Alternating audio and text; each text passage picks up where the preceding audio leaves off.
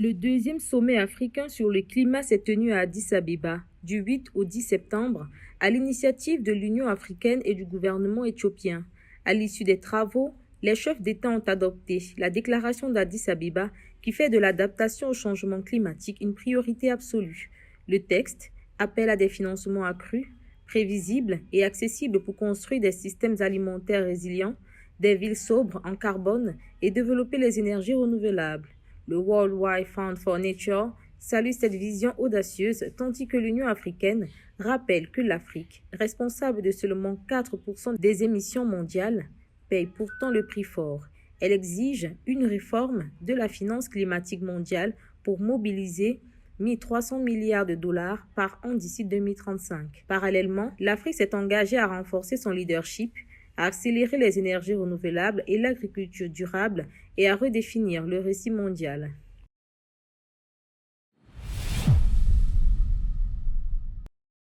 À l'occasion de la Journée internationale de la démocratie ce 15 septembre, le président de la Commission de l'Union africaine, Mahmoud Ali Youssouf, a réaffirmé l'importance de la démocratie, de l'état de droit et de la bonne gouvernance pour la paix et le développement durable du continent.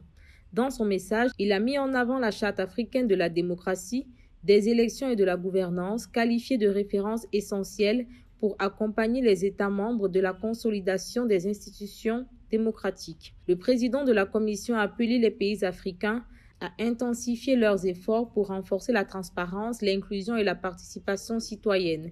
L'Union africaine réitère son engagement à accompagner les peuples africains dans leurs aspirations à une gouvernance démocratique, responsable et inclusive. C'est une visite hautement symbolique. Le président sierra-léonais Julius Maada Bio, président en exercice de la CEDEAO, s'est rendu le 15 septembre 2025 au Burkina Faso, marquant le premier déplacement officiel d'un dirigeant ouest-africain dans un pays membre de l'Alliance des États du Sahel. Reçu à Ouagadougou par le capitaine Ibrahim Traoré, cette visite vise à réduire les tensions entre la CEDEAO et les pays de l'AES qui ont quitté l'organisation en janvier 2025.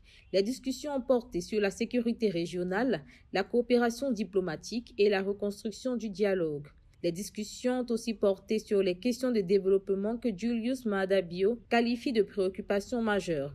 Il a assuré que tous les pays de la sous-région ouest-africaine travailleront ensemble pour atteindre le développement et que pour cela, il fallait préserver l'unité de la sous-région. Le départ des pays de l'Alliance des États du Sahel de la CEDEAO ne doit pas être considéré comme un signe de division pour Julius Maada Bio.